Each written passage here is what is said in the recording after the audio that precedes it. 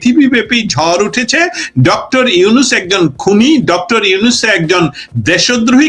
কারণ বাংলাদেশে পুলিশ হত্যা, মেট্রো, টিভি স্টেশন, সেতু ভবন সমস্ত কিছু যখন ভাঙচুর করছিল, তখন এই ভিডিও ফুটেজ গুলো আমাদের কাছে এখনো বিদ্যমান এবং ভবিষ্যতেও থাকবে। প্রেসিডেন্টের বক্তব্য পর্যন্ত জানি যে কিভাবে উনি দেশদ্রোহিতার সাথে যুক্ত ছিলেন। এই পরিস্থিতিতে স্টেট ডিপার্টমেন্টের উত্তর দেয় এবং বলে এটা সুষ্ঠু তদন্ত হওয়া উচিত।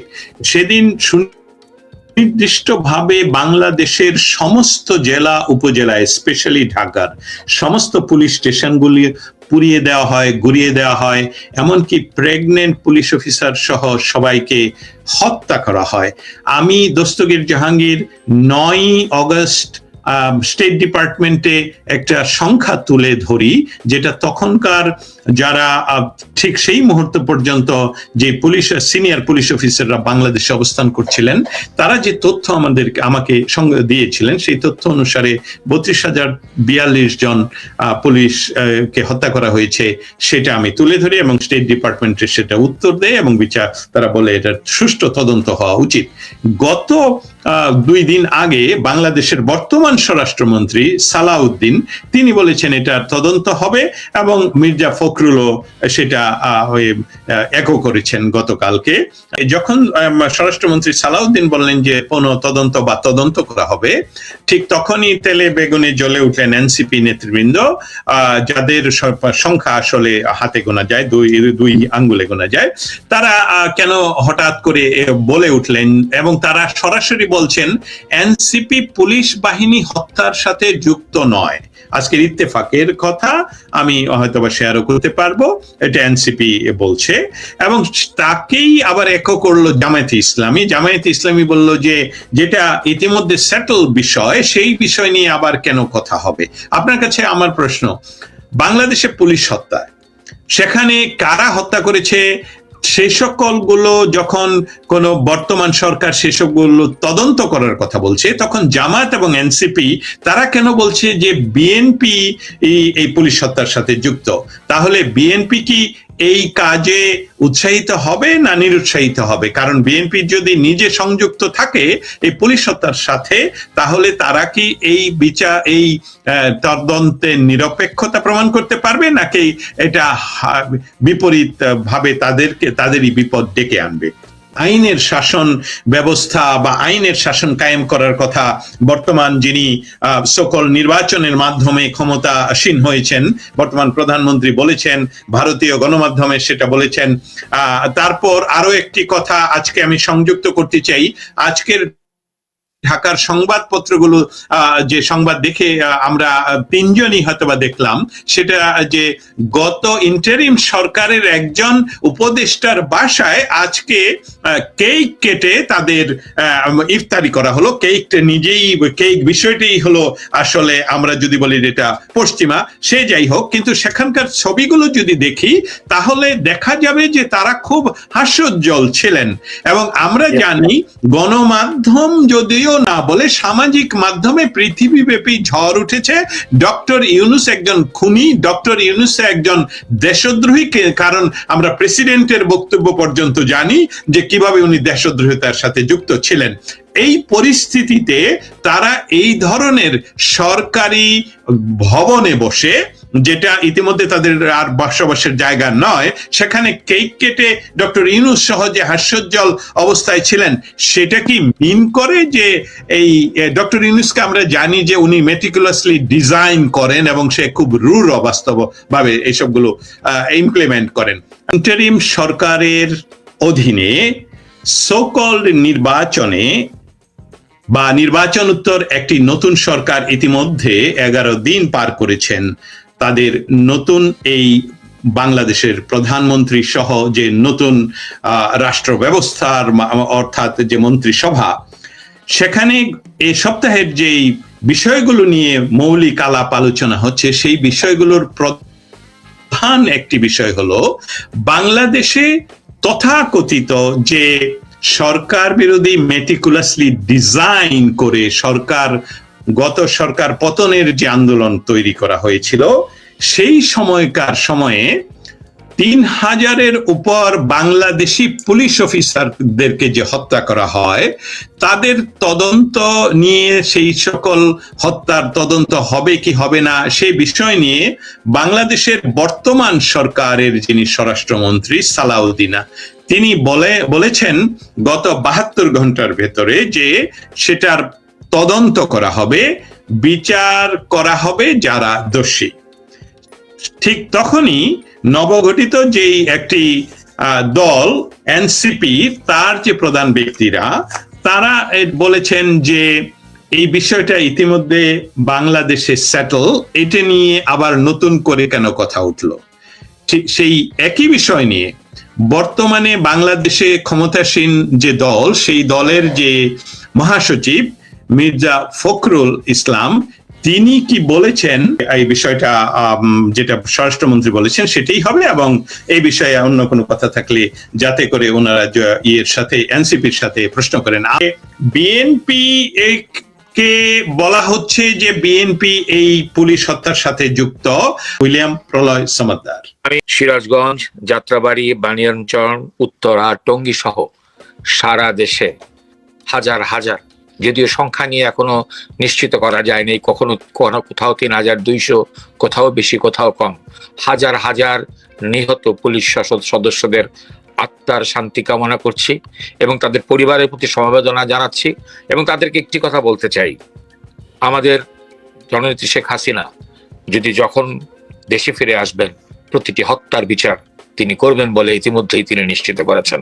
আমি স্বাগত জানাই নতুন স্বরাষ্ট্রমন্ত্রীকে যে তিনি একটা আইনের শাসন প্রতিষ্ঠা করার উদ্যোগ নিয়েছেন। তিনি যে মতেরই বিশ্বাসী হন, আমার সাথে তার মতের বিশ্বাসের অমিল থাকুক কি মিল থাকুক সেটা বিবেচ্য নয়, তবে তিনি একটি রাজনৈতিক দলের নেতা এবং তার যে ধারণা, তার যে পারসেপশন এবং তার যে সিদ্ধান্ত, সেটাকে আমার স্বাগত জানাতেই হবে। হত্যাকাণ্ড কখনোই দায় মুক্তি দিয়ে নিষ্ক্রিয় করা যায় না বা মুক্তি দেওয়া যায় না। আপনি বলেছেন যে কেন এনসিপি আজকে তাদের গায়ে দায় দায়িত্ব নিচ্ছে। আপনি দেখেন, আপনি যদি সিকোয়েন্স গুলো দেখেন, যে সবচেয়ে প্রথমে তাদের সাবেক স্বরাষ্ট্র উপদেষ্টা তিনি খুব ক্যাটাগরিক্যালি বললেন যে এই হত্যাকাণ্ডগুলো এমন একটা গোষ্ঠী ঘটিয়েছে যারা খুব অ্যাবনর্মাল বা বিশেষ স্পেশালাইজড অ্যামিউনিশন ইউজ করে, 7.62 গুলি, উইচ ইজ ভেরি রেয়ার, এবং এটি আমাদের কোনো প্রশাসনই ব্যবহার করে না, এবং পরবর্তীতে সঙ্গে সঙ্গে তাকে সেই দায়িত্ব থেকে সরিয়ে দেওয়া হলো। দ্বিতীয়ত, আমরা বিগত 18 মাসে অসংখ্যবার টেলিভিশনে এই ছোট ছোট ছোট ছোট নেতাদের, বাচ্চাদের আত্মস্টেটমেন্ট শুনেছি। তারা নিজেরা অজস্রবার মিডিয়ার সামনে এসে বলেছেন যে আমরা পুলিশ স্টেশন জ্বালিয়েছি, মেট্রো রেল জ্বালিয়েছি, এবং নাম ধরে বলেছেন যে আমরা ওই থানায় অমুক এসআই কে আগুন দিয়ে জ্বালিয়ে দিয়েছি, শব্দ ছিল তাই আগুন দিয়ে জ্বালিয়ে দিয়েছি। সুতরাং এই যে সেলফ স্টেটমেন্ট বা নিজেদের স্বীকারোক্তি, এরপরে কিন্তু আর কোন রকম এভিডেন্স, কোন রকম ফুটেজ বা ভিডিওর প্রয়োজন আছে বলে আমি মনে করি না। বাট কারণ তারা মনে করেছিল যে কোনোদিনও এই ইউনুস নামক তার যে ঢাল, এই হত্যাকারীর যে নেতা ইউনুস, কখনোই এদেশের ক্ষমতার দায়িত্ব কোনো নির্বাচিত অথবা গণতান্ত্রিক দলের কাছে হস্তান্তর করতে হবে না।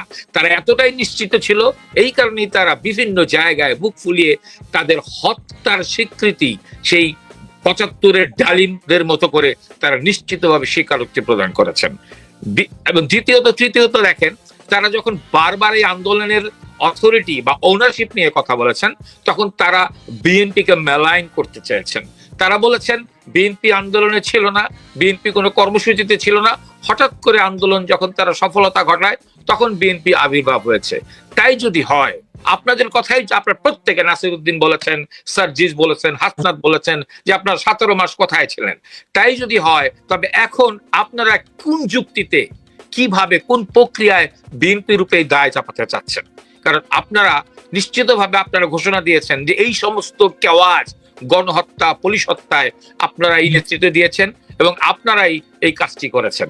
সুতরাং এখানে আপনি যখন সেলফ ডিক্লেয়ার্ড খুনি হিসাবে অসংখ্যবার মিডিয়াতে এসেছেন, স্টেটমেন্ট দিয়েছেন, তখন এটি নিশ্চিত যে আপনারা করেছেন। তৃতীয় কথা হলো, যদি আপনারাই না করে থাকেন, তাহলে কেন সেই লক্ষ্মীপুরে যখন 3 জনের বিরুদ্ধে মামলার উদ্যোগ নেওয়া হলো, পুলিশ হত্যার মামলা, তখন কেন সরকার আইন করে এই হত্যার, সকল পুলিশ হত্যার গত অক্টোবরে দায় মুক্তি প্রদান করলেন? আপনি বলেন, আপনি যদি দায় দোষী না হন তাহলে আপনাকে এই দায় থেকে মুক্ত করার ঘোষণা আপনাদের ওস্তাদ 40 ডাকাতের সর্দার, 1000 ডাকাতের সর্দার ইউনূস সাহেব কেন সেই দায় মুক্তি আইন নিশ্চিত করে আপনাদের সে হত্যার দায় থেকে মুক্তি দিল?